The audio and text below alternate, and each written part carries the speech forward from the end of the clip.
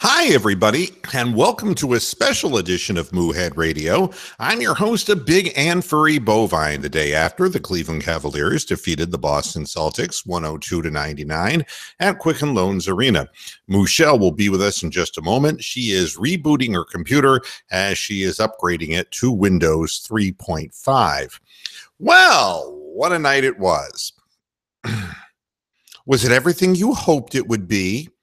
During the course of the show today, I want to talk about maybe a different perspective besides just discussing how gruesome the injury to Gordon Hayward was, which it was, but maybe a greater significance to the injury when you look beyond the obvious loss of one individual player.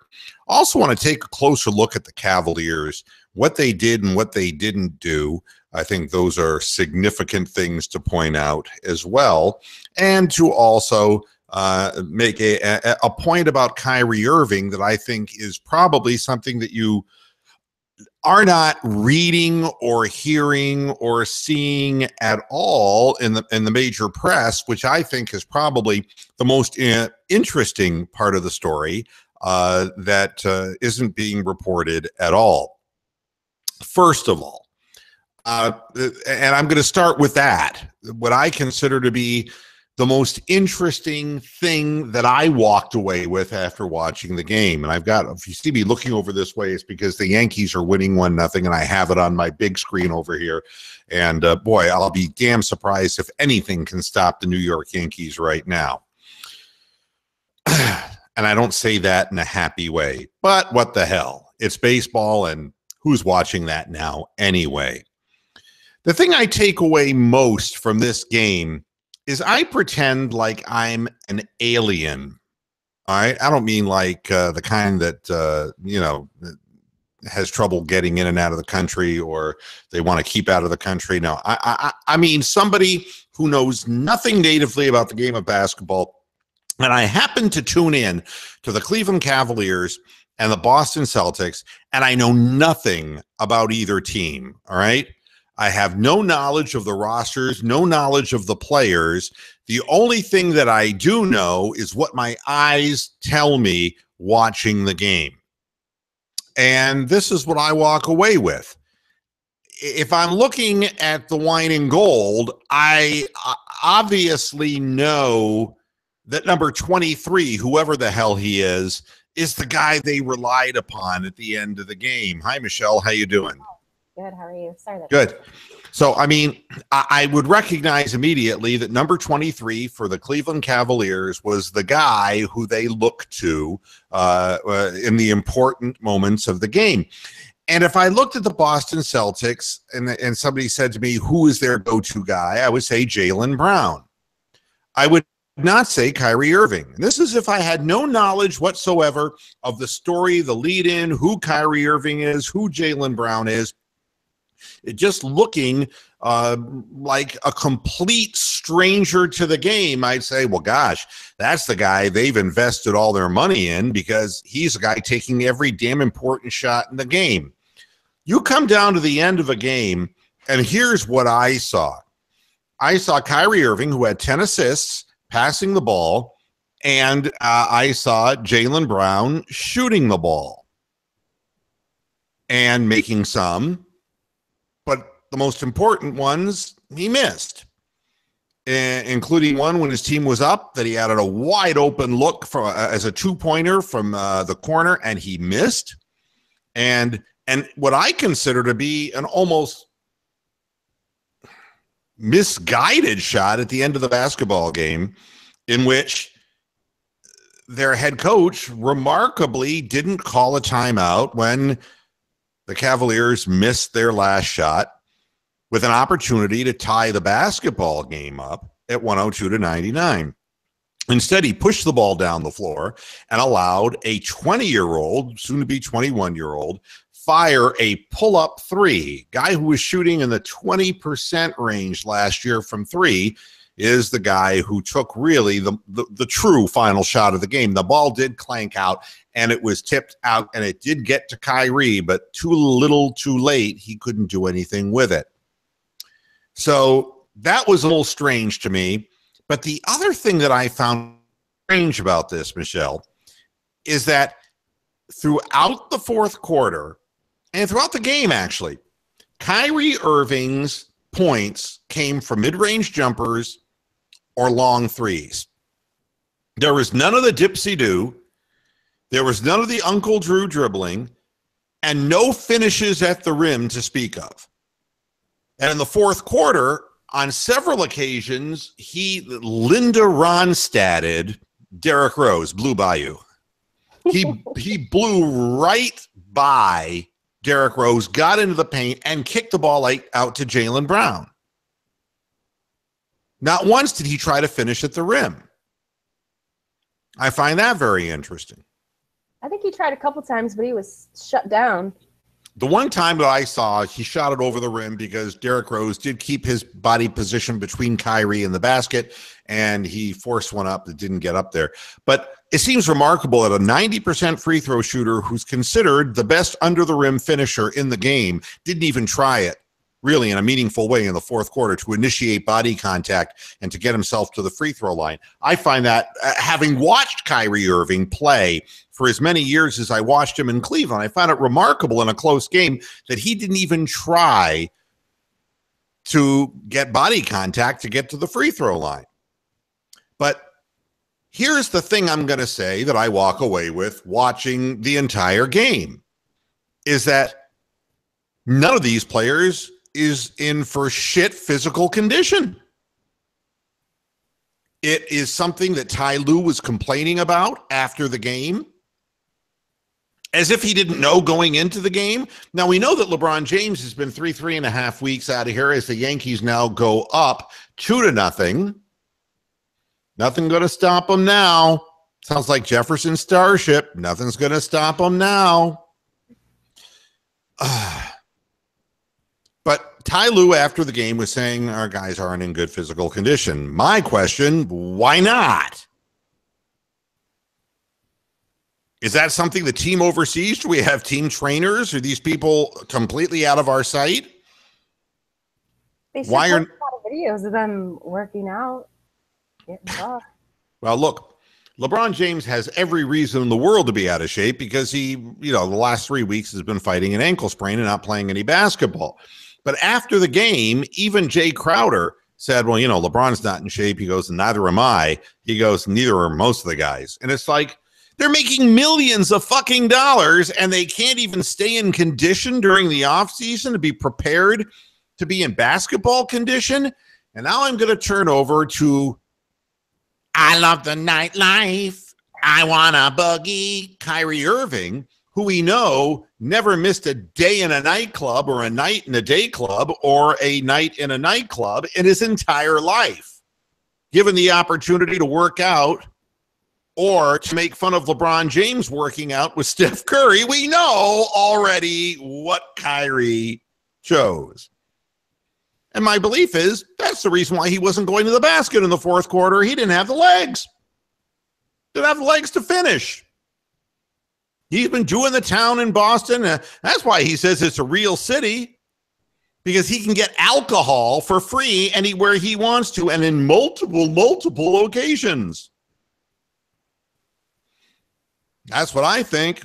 But man, that game was like watching Hyde's ketchup come out of the bottle. I mean, it was like every last whoop and grunt to get over the midcourt line, man. I mean,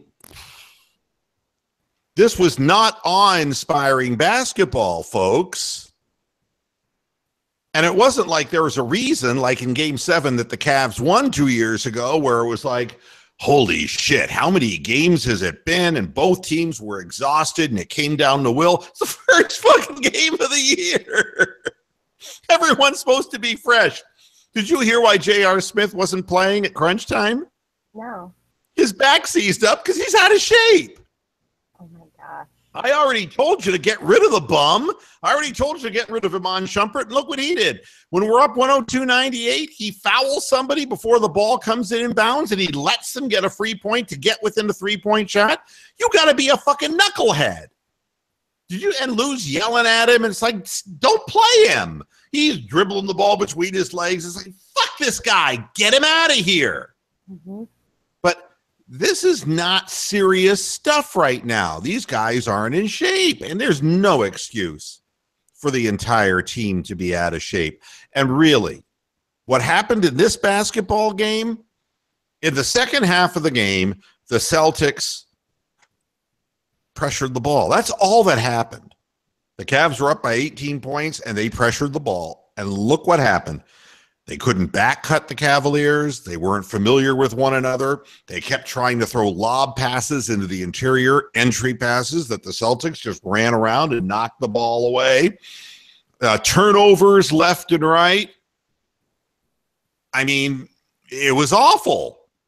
They were getting beat up and down the floor consistently. Poor Kyle Korver.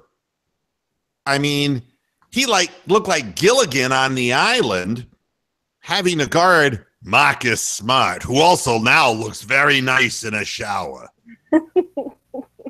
I mean, Marcus Smart just backed him down and said, bitch. The only shots Marcus Smart made in the whole game. Anything he threw up from outside of 10 feet, man, was like clank.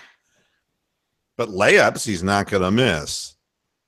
And Kyle Korver didn't even take a shot in the minutes he played because there's no swing to the ball, no ball movement. Poor Korver is not going to do anything with just standing there in a quarter. They're all just standing there. Let's be honest about it. Just standing there.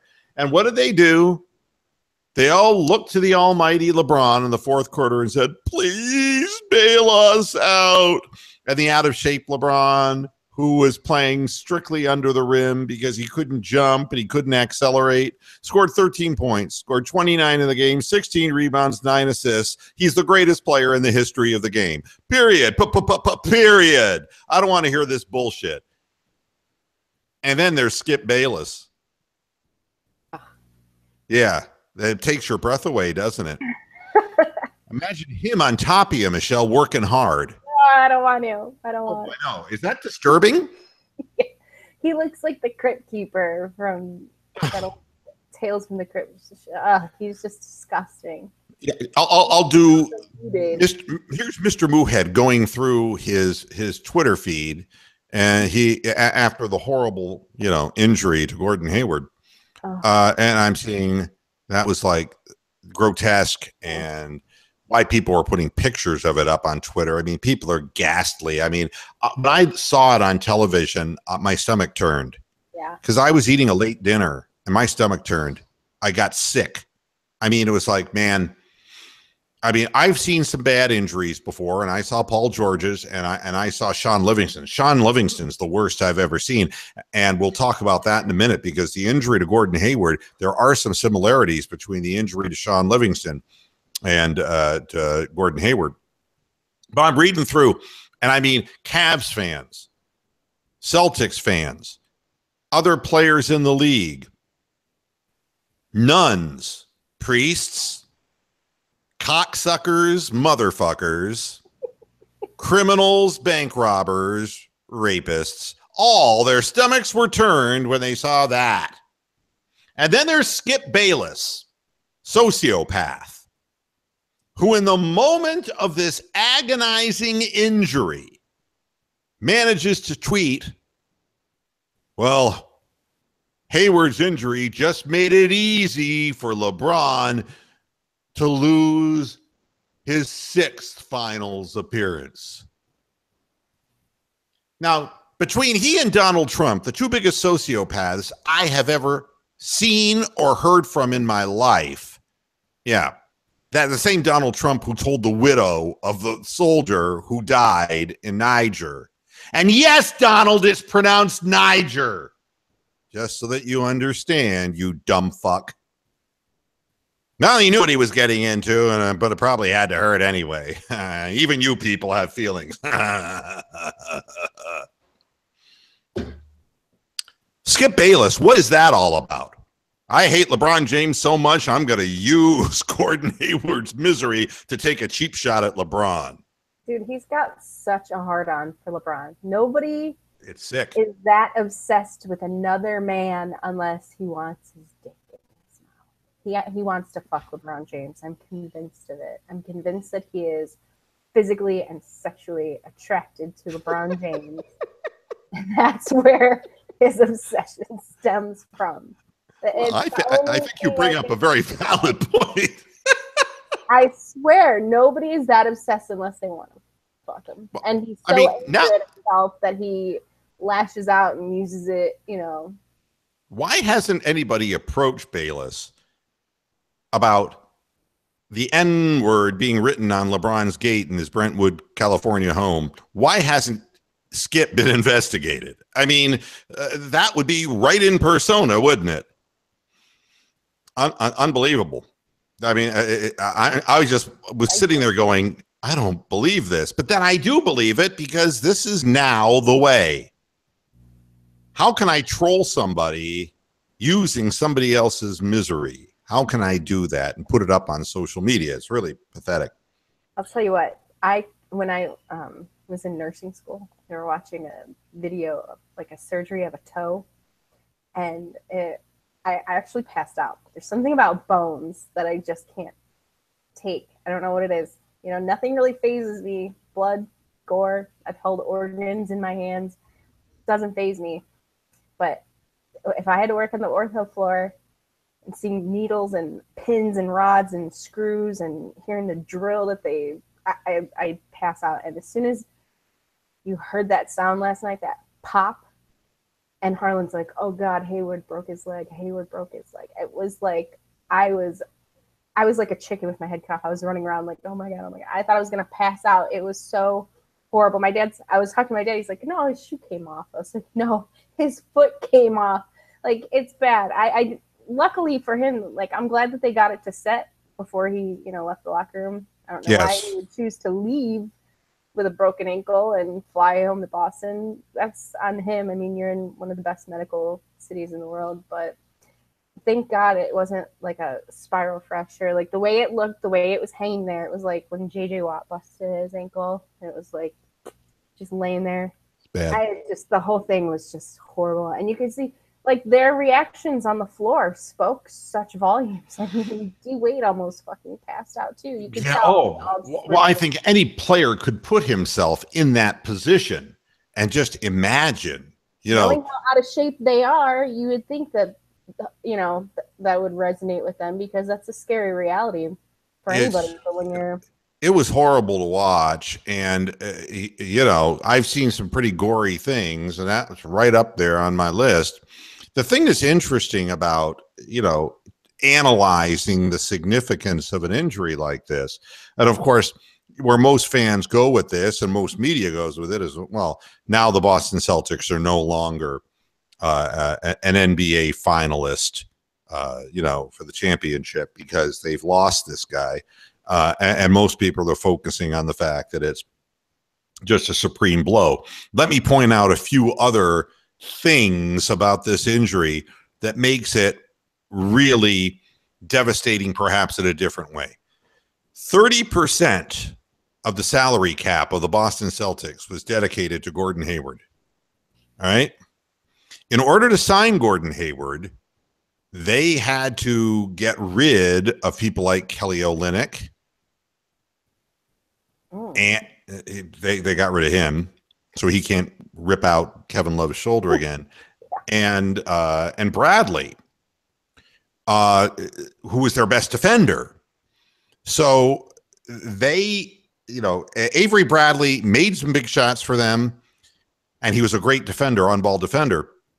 They had to get rid of these people to sign this guy. So here's what we have. If you're a Boston Celtics fan, you're going to miss Gordon Hayward, yeah.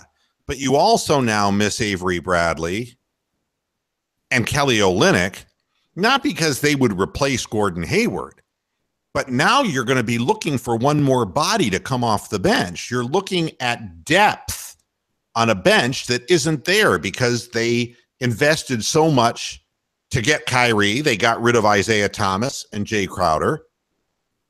So, I mean, all of this divesting in order to bring in two players so that they could become more of a superstar-ish team Now they have to find either one of two solutions.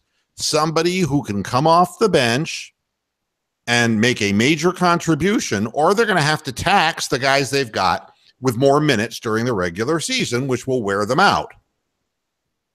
In any event, it is catastrophic, not just because of the loss of one, but you have to replace that one. Now, there is a rule in the NBA so that you know. Well, you know. Yeah, so, Maniac explains NBA. Well, you know there is a rule. First of all, I want to say, I still hate Tito. I hate that, he make bad decision. He He play Urshela. He don't play Diaz, And it's Yandy, not Yandy. It offends me. But what offends me even more, I never had a window in my office like that son of a bitch. Okay. Still bitter, Maniac, after all these years.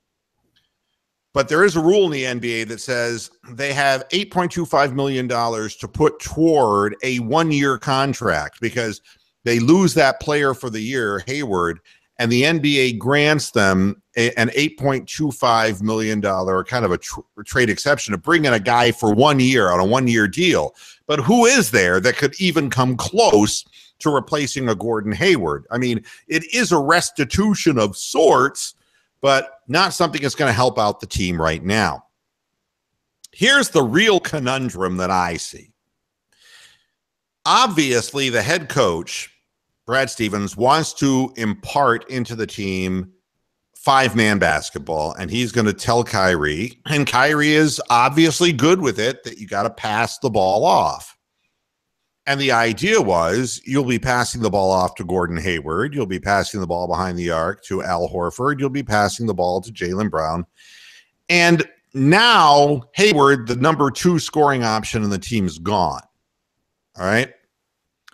So now the conundrum for Kyrie Irving is, if I keep passing the ball to Jaylen Brown in the closing seconds of games and he keeps clanking them, if I have to throw the ball and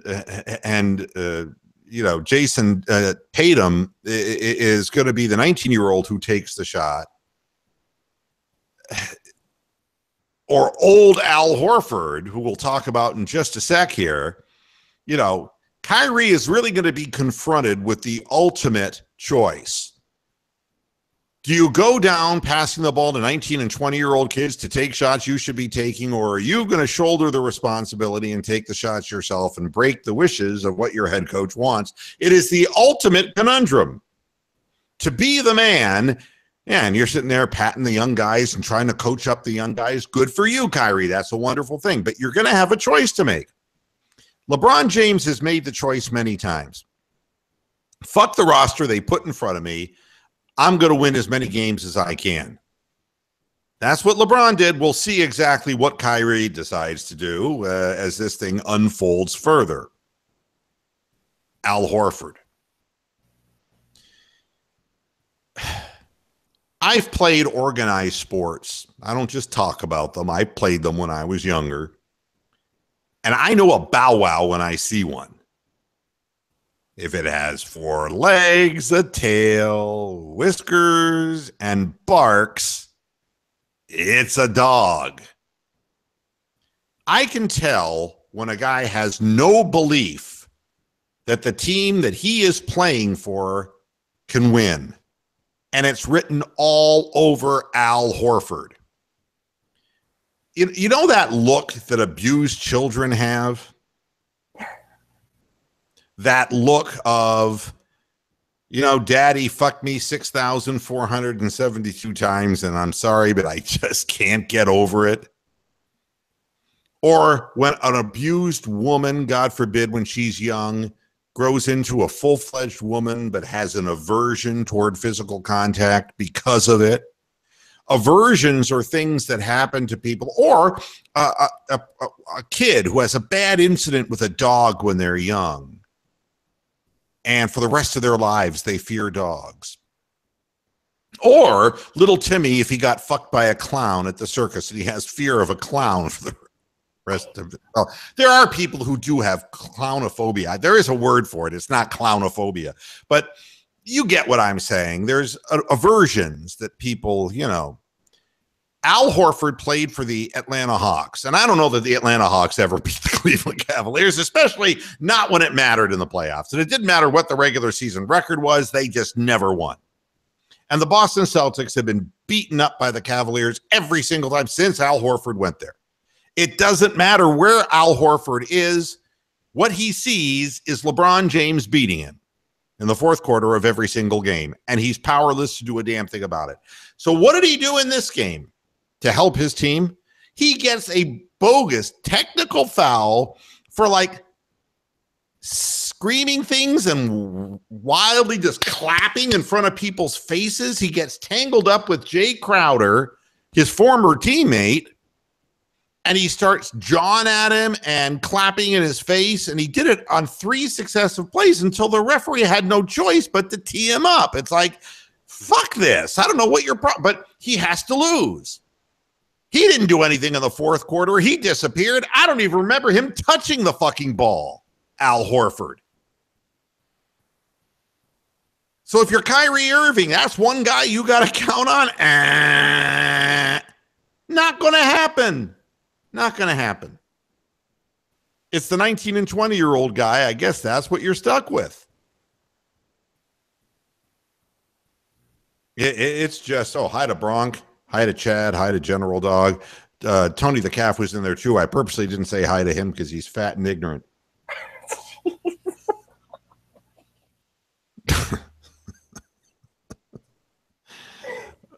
Well, I mean, while we're being upfront about things, I got people writing comments on the YouTube video saying, this is really refreshing. Somebody coming out here and just being truthful. And it's like, okay, then I'm being truthful. He's fat and ignorant.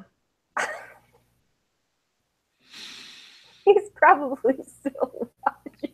I almost, because he has that picture of he and his girlfriend. God bless him. I'm so happy that he's found somebody, right? I almost wrote to him and said, God, your mom looks great for her age. Oh, Jesus. No. Then he'll block you the way he blocks me on Twitter every couple weeks. It might be a pleasure. Follows and blocks me and then follows. The trolling goes on and on about Cleveland, and it's like, meanwhile, on the home front, not so good, I wouldn't be real thrilled. Looking forward to another season of Tom Thibodeau basketball, that's for sure. There was an article there I was reading before I went on the air that, Tibbs is not regretting anything he's done in Boston or in past with Chicago, and he's going to work these guys the same way as he worked the guys in Chicago. And it's like, ask Derrick Rose about his knee. Ask him about Tom Thibodeau's creative offense. I mean, it's like that line from the movie Patton. I saw that movie the other day again. I love that movie. I love George C. Scott in that role. And when he comes in and he's just running by the front lines, basically, he's going blitzing by his own troops. And the one guy says, well, there's old blood and guts. And the other guy says, yeah, his guts, our blood. That's Tom Thibodeau. Yeah. The player's blood. Yeah. Good luck in Minnesota. Good luck. Before there's a fucking mutiny there. Then you have the Bulls and D Wade. It doesn't, he's not in shape either, by the way. Don't make any mistake. D Wade was like, oh, somebody give me the ball. I mean, it's like, geez, oh, please. Yeah, he didn't do anything. He didn't do anything at all spectacular last night. No, nor is he going to until he gets into shape. Now, here's the other thing, and he should be playing with the second unit, and he will be before too long, because he defensively, this team was getting run by by a bunch of young guys who had no business, running them off the floor. D Wade's got to be saying to himself, man, that's got to be the best trip I ever had in my life, the one that got me out of Chicago. I mean, thank God Bobby Portis didn't hit me and fracture my face. It is crazy. Absolutely dysfunctional. I mean, they're going to suspend him for 8 games. Mirotic, meanwhile, is out for 6 weeks. He's going 8 games. I'm surprised there's no charges filed. I mean, that's pretty much assault. From what I heard, both men were going at it, and they were both escalating it, and Portis just ended it. Serbians like to fight. As a Croatian, I can tell you, they sure like to fight. Well, I mean, there were no reports on who threw the first punch, but it's kind of obvious who threw the best one. But, you know, wow, what a way to start out the season. It's like you're the coach of the Bulls, and it's bad enough because the coach there was under fire last year because there wasn't discipline. I mean, I think that everybody was kind of doing their own thing, and then when they lost Butler and everything just went to hell in a handbasket. This is supposed to be a rebuild, but it looks like it's a tear down, and the players are going to tear themselves down by just, I mean, what a horrible message to spread to your organization and your fans. It's like, my God, they haven't even played yet.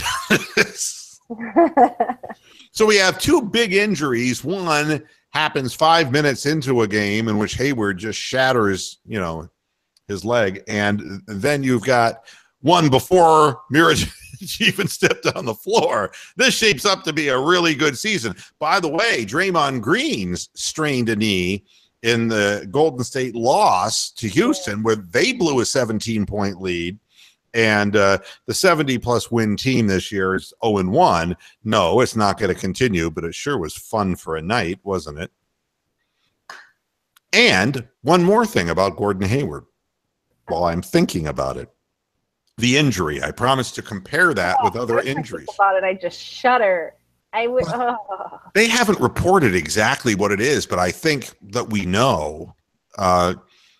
You could hear the crack, and Chad's in the chat room. He was at the game, okay? And heard it. Yeah. You could hear yeah. it. Chad, did you hear the bone crack in person? Because you could actually, the microphones courtside picked it up. I mean, when you were up in the stands, Could you hear that bone crack? I mean, he said too in the chat when we were discussing it earlier, he said that the reset was even worse because you could hear him just groaning. And what did he say? Oh. He said the setting part was the worst. They didn't show it on TV, but it was primal moaning and groaning. Yeah.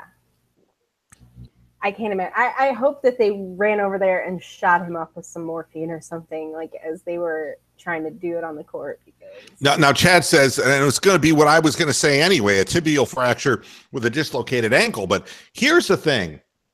The thing that made, I brought up Sean Livingston as an example, and Chad said, yeah, you could hear it. He was about 20 feet away from him. Oh, my God. I mean, my stomach turned when I saw that. But what you were seeing was the tibial fractures while the foot was at a weird angle, but the blow up of the ankle was the dislocation of the ankle. The dislocation, and back to Sean Livingston, what got Sean Livingston gone, people just said, well, you know, he hurt his knee. No, he dislocated the knee, and he suffered what is called the holy trinity of knee injuries, which is the ligaments surrounding the knee, the ACL, the PCL, and the MCL were all ripped out.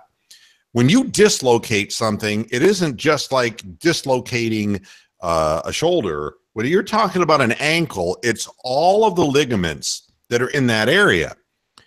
And there is no guarantee that ligamental damage of that nature heals in a certain amount of time.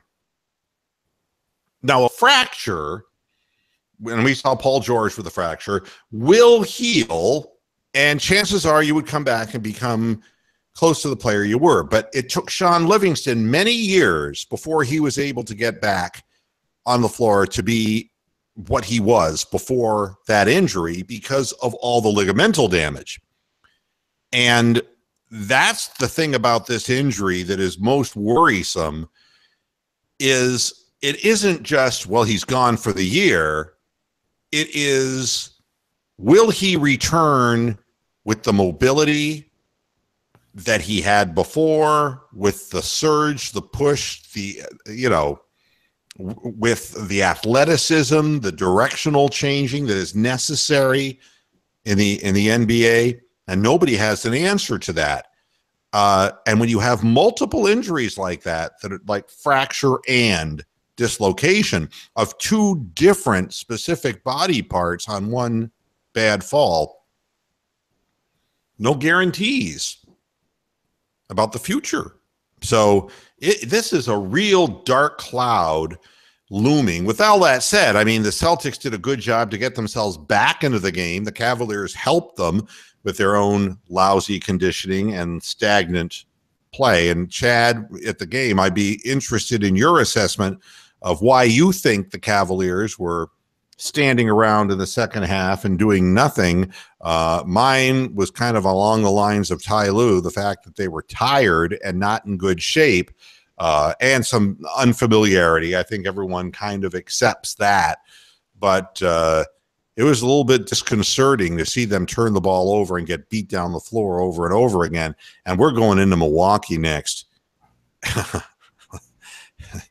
There is no way in God's creation you're going on the road playing at that tempo, shooting 22 threes, making 5, getting no separation and ball movement from side to side.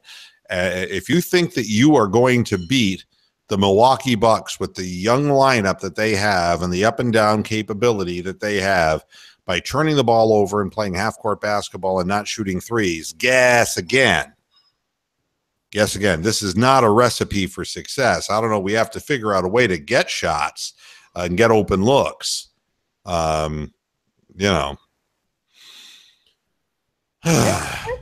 first, I was like, oh, who's wrong? They're going to win this game. They're going to win this game easily. And then it kind of, went sideways. It went sideways. I was nervous, not going to lie. I thought that they were not going to win by the time that thing, Yeah, and then this headline, Celtics Hayward to need surgery, no timetable, no kidding. Yeah. Oh, shit. No. Just, I'm surprised they didn't just take him in last night, operate on him. I really am. Well, I think that the issue was transporting him maybe to doctors that they felt more strongly about, maybe at Massachusetts General or wherever they're going to ship him, the team hospital there. But what people don't realize, when LeBron James came out of the game, and I want to point this out because of all the bad publicity LeBron James gets as far as being a me-only kind of guy, when he took his first rest of the game, he did not go back to the Cavaliers bench. He went back to the Cavaliers locker room because that's where Gordon Hayward was in the Cavs locker room, the home team locker room, medical treatment.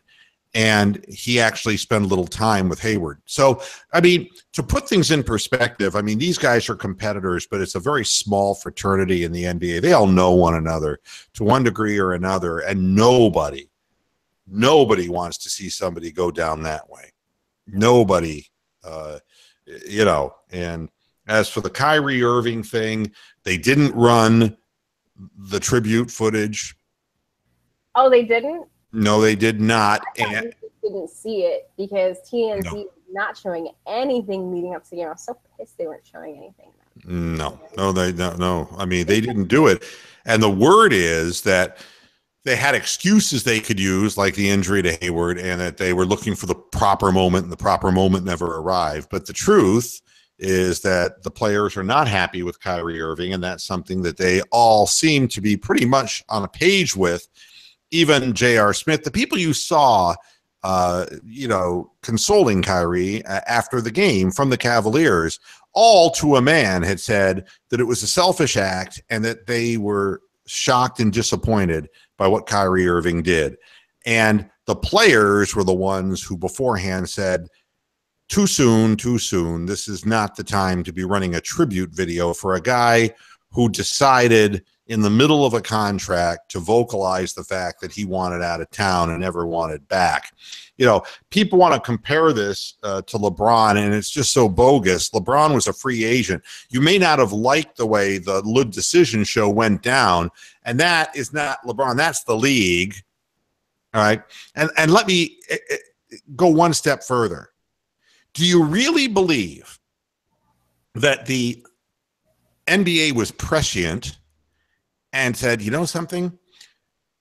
The opener in the NBA next year is going to be the Cavs and the Celtics.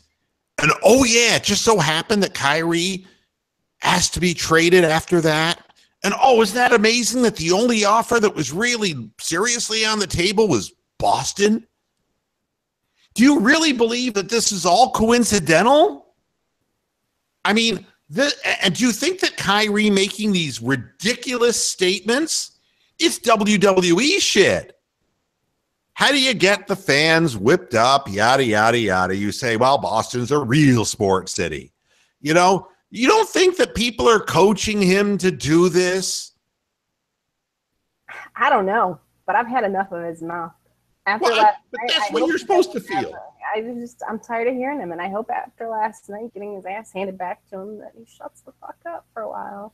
There was a guy from the old Mid-South Wrestling and the Mouth of the South, Jimmy Hart, and the wrestling fans will remember him because he also came over to the WWF, and he was the guy that everyone loved to hate, and he would just shoot his mouth off, and you hated him. I mean, he was instantly hateable, and the NBA knows how to market. These people are not stupid. I mean, it is not coincidental that all of this happened on night one of this season. This is what they do for a living. And the Cleveland Cavaliers, you can't compare LeBron James to Kyrie Irving. LeBron was a free agent. He had the right to go anywhere he wanted to go. And LeBron finally, in the GQ article, finally made it clear. He said, look, we didn't have a chance in Cleveland. I did everything I could for the city, and the talent on the roster just wasn't there, and it wasn't going to be there. And I had to move on and do what I did to get to where I wanted to go. That's the rules of free agency. You can't argue that. Now, you can argue that you didn't like the show, but I mean, the show is all part of the glitz and glamour of the league. Has nothing to do with, you know, and yeah, it came off as self-obsessed and all that. Sure. But who isn't in the league? I mean, you watched Kobe Bryant for how many years? Shaquille O'Neal, the two of them arguing back and forth when they were on the Lakers. It made you nauseous. It's like, God, there isn't a good guy between the two of them. They're both egotists. Just shut the fuck up and play. But yeah, fans want to compare that to, you know, LeBron leaving. And you ask the players. The players don't equate these things. If you're a free agent, that's one thing. And by the way, in game number 1 of his return to Cleveland, did you know that Moondog wore a bulletproof vest? What? Fucking Moondog. He wore a bulletproof vest underneath his costume because there was so much security that they beefed up security with. People were throwing batteries at LeBron. It was so ugly how the fans turned on LeBron James. That was a free agency thing. Well, Clevelanders are horrible people when it comes to fucking loyalty and pride and things like that, you know? I know. A bulletproof vest. Damn. But if the fans got that mad at LeBron, they weren't that mad at Kyrie. I mean, but what Kyrie did was far Benedict Arnold-ish than because he had to go outside the rules, man, because he was still contractualized to play with the Cleveland Cavaliers for 2 more years. And he just said, I want out. I don't like it here. It's not a real city. Fuck you. I want out. And I'm not going to shut up about it until you trade me. And I'm going to be a little whiny bitch until you trade me. Now, why would you want to honor somebody in game 1 of the following season who had that attitude? There's plenty of time. I'm glad. I'm glad they didn't do it, because if that's true that the players were really vocal about it. Yeah, before the game, they were just saying, no, we don't want this to happen. I mean, nobody wants a quitter.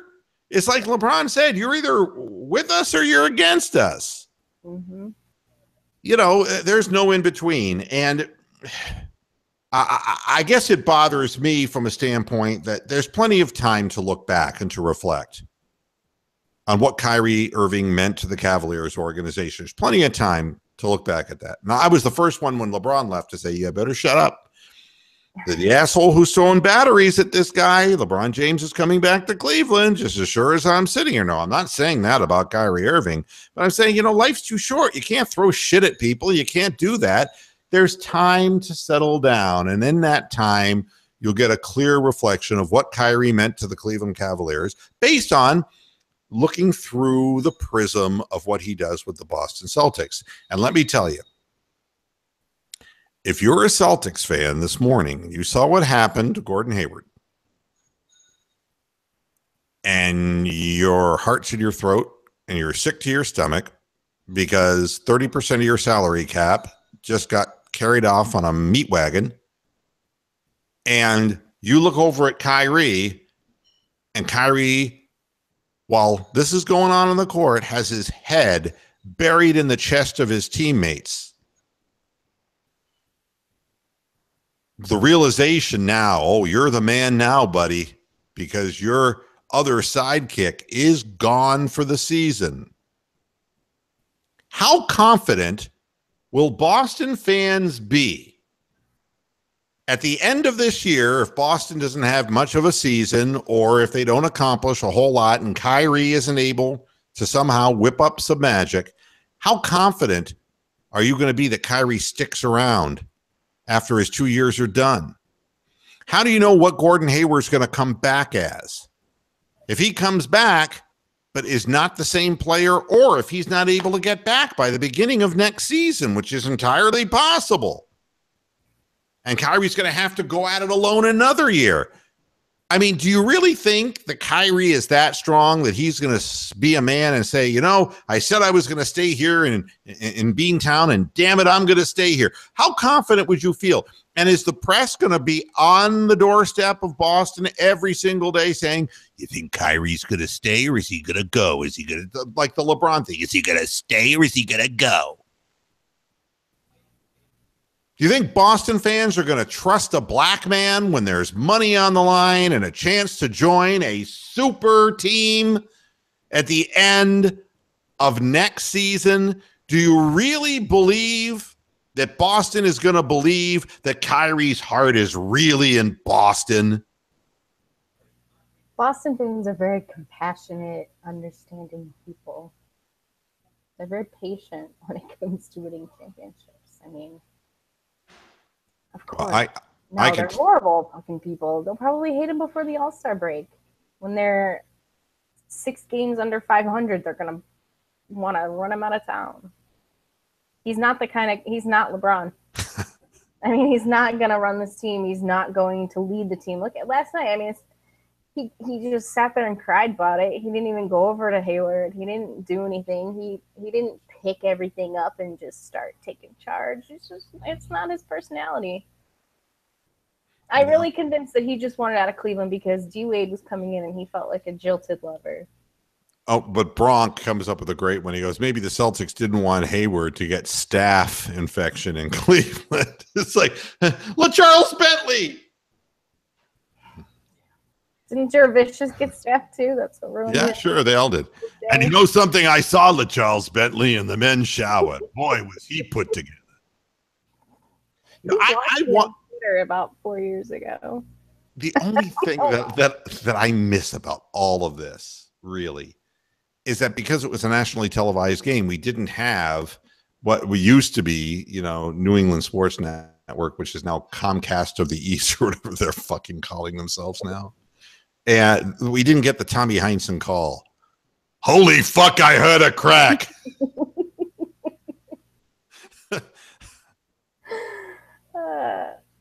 I mean, that to me would have made it all worthwhile. The sickening silence of, I wonder if Tommy would have said, oh, fuck. Oh, fuck. The one white guy they ship in here.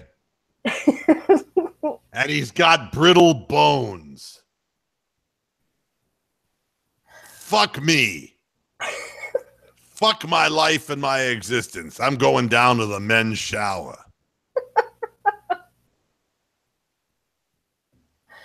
It's pretty bad, but but because I was going to ask you what Tommy Heinsohn would have said when he heard that. I just can't imagine. Well, I know what he would say. You just gotta really feel sorry for this guy. Now, and then probably in his own inimitable way, he would have said something like this. It's bad enough he had to grow up in the Utah area. Bad enough that he's surrounded by a bunch of Mormons. When he finally gets to a real sports city and asks Kyrie, he's an expert on that. This is what happens to him. Look at him. He changed his look for Boston. He got his hair cut a different way. He became cosmopolitan. And this is what happened to him. Leprechaun, my fucking wrinkled old ass. If this is the luck of the Irish, I'm bending over, shove the pot of gold up my rectum. This is the end of the fucking rainbow. Eat me raw, rah, rah, rah. When it happened, and I was literally just screaming and running around the living room because I was so grossed out. I was ready to faint. Junior was in his playroom. He comes out and he's like, "What happened? What happened?" I was like, "Somebody just busted his leg." I thought it was his whole leg. I thought it was his knee and his ankle. He's like, "Was it Kyrie?" I was like, "No." It's like, "Oh," like he was pissed. I was so looking forward to that. Yeah. I'm like, "Oh my God, what am I raising my child to be?" I know people are weird. I mean, it's like, you know, if it's not Kyrie, I don't want to hear about it. I was like, "Oh my God, I'm a horrible mother." I mean, there are fans who are so embittered. Seriously, they are so embittered. Oh, now Houston's throwing the ball all over the field, just like the Indians did. Can you believe this? Oh, yeah, they're basically handing them the damn World Series. Why won't they take it? Everyone wants them to win anyway. I mean, Aaron Judge gets one hit and 47 at bats, and he's a star. You know, so ugly. I cannot stand his fucking face. Ugh, he looks like a Frankenstein. Who cares about baseball anyway? But I mean, there are some fans in Cleveland who really, it's like, well, the injury happened to Gordon Hayward, and they'd go, yeah, but Kyrie might have cancer in his body. He might. he might. It's possible. It's possible that he's got a brain tumor. It's possible. I saw him touch his forehead during the game. Could be the start of something big. Man, I mean, and I've got, honestly, my feeling about Kyrie Irving is real simple. You got the opportunity here. This is what you wanted. And you're going to have to pick the team up, and you're going to have to take on the role that LeBron has. You're going to have to become the guy who you can't show a public face of concern. You got to go out and just man up and get out there and try to get your guys to play the best they can play and try to get these young guys to grow up as fast as they can. That's what your role is. That's what you're getting paid for. That's what you said you wanted to do. But I will guarantee you that he will not be in Boston at the end of next year. I will guarantee you, because he's not that guy. Right. It is very few and far between. When you look at the guys who are the honest to God, lead by example athletes. I mean, what is it that makes Michael Jordan and LeBron James the GOATs that they are? That singular determination, that the expectation that everybody has to do because he's doing. He leads by example. LeBron is in the best shape normally when he doesn't twist his ankle up. Game one, he's always in the best shape of all the players on the team. He leads by example. He's always ready to play. And even when he's not, he goes 29, 16, and 9. I mean, he's ready. And he's there to pick up the team at every turn. It's rare to find. I mean, Kobe, as great as Kobe was as a scorer, he wasn't that guy. Kobe never made a single person around him better. He made himself better, but he didn't throw that kind of sunlight onto somebody else. It just wasn't him. He's kind of a sour, loner disposition kind of guy. That's who he is. LeBron James is driven, but he's driven to make the people around him that way. Kyrie Irving's not that guy. And it's hard to find very many of them in the NBA. Kevin Durant wasn't that guy. He had to go where he went. You know, it's hard to find that guy. That guy comes up once, twice in a generation. It doesn't happen, you know, just, you know. San Antonio lost a lot when Tim Duncan went away, right? I mean, they lost a lot. He was more than just the cornerstone of the organization. He was the guy who sacrificed his own money to get new players in. He was a team player. He never thought of himself first, and he was just a team first guy. He was a guy that all the young guys would just gravitate toward. Don't you think he kind of learned that from David Robinson? Sure. He was and he said so. Sure. On the Kyrie, I mean, and he took everything that he could and, you know, made everything great because of it. I don't see Kyrie absorbing everything that he should have learned the last few years with LeBron, you know? I don't see him being that leader. Well, I just don't think it's in his composition, in his makeup. I mean, it's, you know, some people are able to do this, some people are not. And, you know, but it's going to be great watching Kyrie give it a run because, hey, he deserves the right to try. This is what he wanted. But I believe that when all is said and done, I believe he's just going to go off to a super team. He's going to leave Boston in the dust and find the next real sports city with the great nightclubs, the girls with big tits. That's all. I see him as that kind of guy. I see him as, you know, 25 years of age, man. He's young, but conditioning was never his priority. Never. I've never felt that Kyrie Irving was in great physical condition. And now, man, I mean, I noticed they were playing him and Rozier on the court at the same time, and Kyrie was playing a lot of two-guard during parts of that game when he was teamed with Rozier in the backcourt. They're going to rely on more minutes from Kyrie because they got to get points. You're not going to win scoring 99 points in this NBA. You're not going to do it. Doesn't work that way. So, it's their problem. We have our own problems. We're back on the court again. On Friday against Milwaukee. Good luck. Antetokounmpo. Did I say that right? Did I get to see Deli? My ex-husband? Isn't he in Milwaukee?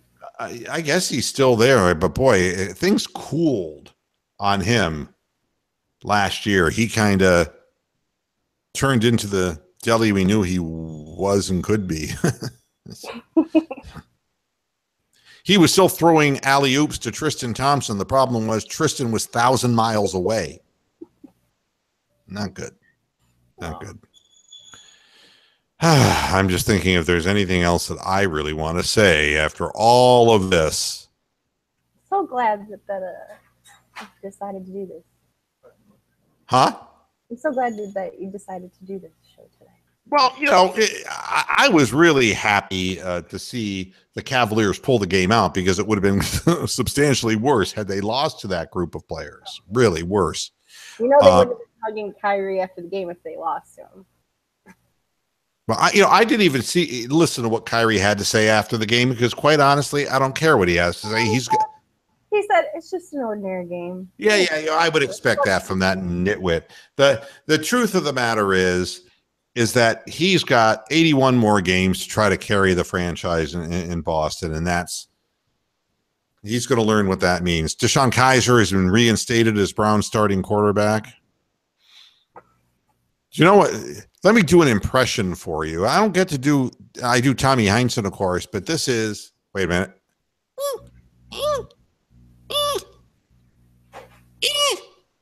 That's a rat trapped in a maze. That's Hugh Jackson in the Cleveland Browns organization. It's the worst possible scenario. The worst possible scenario. You got nowhere to turn. And now Kevin Hogan's ribs were so bad that Cody Kessler is now the second string quarterback for this week. For this week only. Cody Kessler's like, and Hugh is looking at him going, don't worry, white boy, you ain't playing. You're not going to play, so just... How soon till Kaiser gets hurt? I mean, we're already almost halfway through the season. I'm surprised he's still standing. Yankees just put an end to this one pretty much. Now it's 3-0 with 2 out hitting, man. Dallas Keuchel cannot get them out. 5th inning, 3-0. God, he's still in there? Man, he's laboring. Yeah. But, so we have Kaiser to look forward to again. And it's like, boy, you want to talk about, the lump of coal under the Christmas tree. God damn. It's like coming back to Deshaun Kaiser. God. Yeah. Well, he learned a lot sitting on the sidelines, and he was able to repeat back to Hugh what he had learned. So obviously that means that he's ready, whatever the fuck that means. He's not a 7-year-old. It's not, do you know why you're sorry? Do you know why you're in trouble? Do you know what you did wrong? Tell me so that I know that you understand. Get the hell out of here. Here's a headline on Cleveland.com. Where should Jason Kipnis play next season? Another city. Fuck the outfielder second base. Another city. Okay, that's my answer to that question. You said that? Oh, I was like... Jason Kipnis, Chicago Cub. Well, fuck the Cubs, too. Fuck Schwarber. Fuck the Cubs. Fuck Joe Buck. Fuck them all. I don't need that crap. Go Dodgers. Yeah. So Hogan. I've had a crush on their center fielder for like 2 years. I don't even care anymore. I'd openly admit it, that I have a thing for him. So I'd be happy to watch him in the World Series. So Hogan's ribs really were bad, and he was putting on the stoic face when they were poking him around on the sidelines. He wouldn't come out of the game to save his soul, and on and on and on it goes. So he's just another first-year quarterback, another guy who gets his one chance to start, and he gets injured in his one start. How many fucking times has that happened to a Cleveland Browns quarterback since 1999? How many times in the last couple of years has it happened? Why is it that nobody can stay healthy? Could it be that 300-pound men are falling on them constantly? You know what the amazing thing is? Meanwhile, Ben Roethlisberger just keeps going. I mean, you could shoot Ben Roethlisberger in the head, and he'd pop up and go, okay, 3rd down. It's like, what the fuck? I killed you. And it's like, no. It's just a flesh wound. Just a flesh wound. It's just a flesh wound.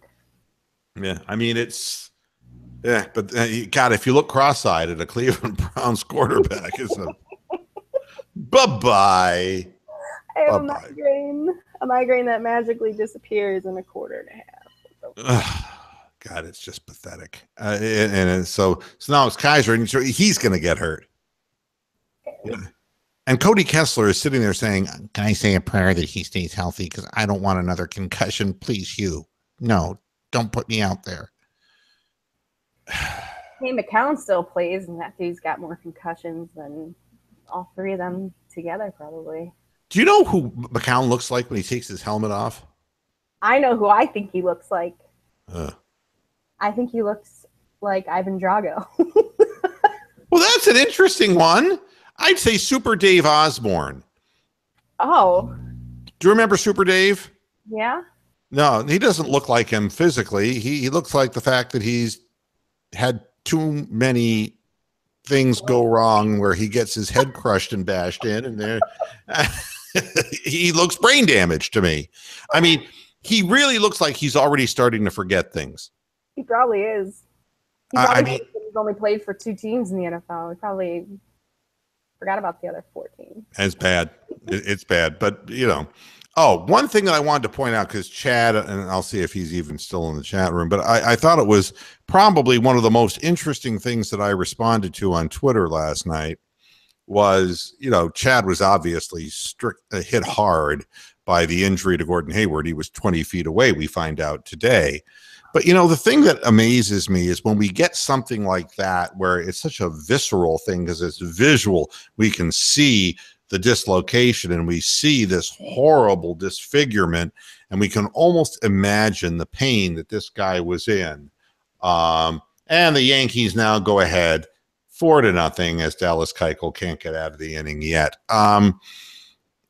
But every game that goes by in the NFL, brain cells are dying. Nobody cares about the NFL. You know, because you can't see the brain cells dying, but you see, Hayward can get operated on and can come back full bore, but brain cells are not regenerative. They die, they never come back. And, you know, and it really floors me that, yeah, Super Dave Osborne and Albert Brooks. Yes. Are they really? Brothers, yeah. And their real last name is Einstein. Believe it or not, his name was Albert Einstein. That's what Albert Brooks' real first name was. Albert Einstein, his last name. They're Jewish. Well, obviously. And Super Dave Osborne plays now in Curb Your Enthusiasm. He's Funkhauser, Larry David's friend. I'm very not hip. Never seen it. Yeah, it's all pop culture shit, you know. But yeah, I guess it bothers me because the way that y'all cringed at at the injury to Hayward, and it was bad. I cringe. I watched the Browns. I have not watched 1 minute of any other football game this year. Nor will I. Nor will I. Yeah, I feel guilty watching the NFL, and especially every time somebody gets nailed. It's just, ugh. See, and this is the rationalization I'm talking about. Chad, I compare the NFL to smoking. You know you could die from doing it, but you choose to do it anyways. Well, you know something? That's the same attitude as Trump had to the soldier. You know, it's like, well, you knew what you signed up for and probably did hurt anyway. And it's like Gordon Hayward. Yeah, you know, when you went up for an alley-oop pass, I mean, you know that you could land and end up shattering your leg. So, you know, y'all deserve it, right? No, because the league could make this safer. The league could do something to stop the helmet-to-helmet contact. They could. They could actually do things to prevent the players from putting all this armor on underneath their uniforms, but they don't do it. It could be safer, but God forbid we don't kill the goose that lays the golden egg. We do not screw with the money machine. Here's another thing that bothers the piss out of me. We got, you know, President Idiot who keeps saying, well, the NFL ratings are down. Well, Major League Baseball's ratings were down this year, down 6%. Yeah, and there were no protests, nobody kneeling, nothing. No flag references, no politics, none of it. How come the fucking asshole orange-headed prick isn't talking about that? Because we politicize everything. Is it possible, just possible, that people's lives are either A, miserable enough that sports can't elevate them anymore? Is it possible that they've lost their jobs and can't afford the cable to watch the games? Did you ever stop and think that maybe the misery people are in economically is what's affecting the goddamn attendance at sporting events and the viewership? Duh. Even when I have free tickets to go to the ballpark, I still end up spending $200 usually just to feed that kid and whatever else, you know, you eat, you drink all day. I mean, oh yeah, I mean, way beyond what the average person could afford. Absolutely. And you know, it's really too bad because I don't see this as, you know, you could die from crossing the street. And that doesn't justify if somebody comes swerving up out of the speed zone and speed limit and runs you over. You know, no, I'm sorry. If I see the world that way, I become, you know, I become inhuman in some way. I mean, there could be things done to prevent this kind of thing. And I understand that accidents happen. I'm aware of that. But a little compassion goes a long, long way. Yeah, there's Chad. I'm lighting up a cigar to celebrate the market hitting 23,000 today. Wretched soul. Rich ass motherfucker. You know something? In his mind, he's rich. Rich is a relative term. Believe me, there are people who are so wealthy, you have no idea. You know, he got his little piece of the pie, and I'm happy for him. I'm just not happy for a lot of people who just simply now can't even afford to go to a ballpark, and they can't even afford the monthly fee for their DirecTV or whatever. You look at DirecTV's subscriptions right off the bat. If you want to take a look at why NFL viewership is down and not politicize it, take a look at the only source, basically DirecTV. Look at the DirecTV subscription and how it's dropped over that period of time, and you'll understand that people are not buying NFL Sunday Ticket. They can't afford it. Last weekend, not the past weekend, but the weekend before, my cousin and my husband were talking during the game. He's like, "Hey, is your red zone working?" My husband was like, "No, my red zone's not working." I'm like, "Okay, who cares, right?" So he calls their team, starts flipping out on them. Turns out red zone wasn't even in our package anymore. You have to pay extra for red zone. It doesn't come with Sunday Ticket. And he just lost his fucking mind. And somehow we have red zone now, and they took $40 off the bill. Yeah. But you, like, why should you have to yell and scream at somebody just to be able to, you know? I don't know. And it's all like our internet, our cell phones, and DirecTV are all on one bill. And it's about $400 a month for the two phones, the internet, and DirecTV. Yeah. I mean, who can afford this? I mean, but that's why the ratings are down, because if you don't have the service, you can't watch the games. Right. I mean, I can't watch anything, you know. I wouldn't be able to watch the Indians every day if I didn't buy the MLB package. I wouldn't be able to watch the Browns every weekend. You know, But yeah, it has nothing to do with players kneeling. It has nothing to do with that. It has to do with the economic conditions of the country that we live in, and it's an unfortunate reality. But, you know, that's why baseball's ratings are down. It's also why the NBA's ratings were down. It's right across the board. And you can say, well, there's parity in the NBA, and it's, you know, whatever you want to make excuses. It's economics. Not as many people can afford the packages today, and they're not watching as much. And it may not be that maybe the interest is there, but they're just watching programs like this or reading, you know, websites for their sports because they can't afford, you know, maybe they're just going to hotspots and getting free internet and reading about it online. Maybe they're just as interested as they ever were. They just can't afford to watch it live. You know? my dad quit watching. He goes, I got more important shit to do on my Sunday afternoon than sit and watch these losers. He's finally given up. You know, he's 61 years old now. He just had a birthday. And he's finally given up on them. He's like, you know what? I'm not going to sit here and torture myself and watch them lose every fucking week when I could be getting things done. And, you know, he pays them no attention whatsoever. Blows my mind. He's quit watching it altogether. Couldn't care less. Yeah, time for me to get out of here. Hey, you've had 15 bonus Moohead minutes, so the whole thing is a bonus. Huge bonus. It is. You know, you get an extra show and it's extra long. It's kind of like, but Tommy Hines, I like extra long. You and me both, Tommy. Well, that's something like Aaron Baines is the only white guy left, as far as I'm concerned, on this team. And I do like his body. Did I tell you that? Once or twice. Was it the shower or was it the locker room? I'd like a shower. I want a golden shower from Aaron. Way. That's what I want. I'd take Delhi. I'd take Delhi down under. You stay away from my man. Down under. All right. Let's get out of here. Hey, Michelle, thanks. I'm glad you made it. I hope that new power panel gets put in for you. The electrical panel gets put in for you tomorrow. They're going to do the whole thing. The guy's out there. He's been drilling and pulling shit out all afternoon. So the power will be off all day. I told my husband, I'm like, you know what? Take me somewhere. Take me to a hotel with a pool where I can sit. You'll be back on, though, for Friday. So we'll be back on tomorrow night. So I'll be back Friday for sure. Excellent. So we'll be seeing each other then. Sounds good. Have a great night. You too. Bye. Bye-bye.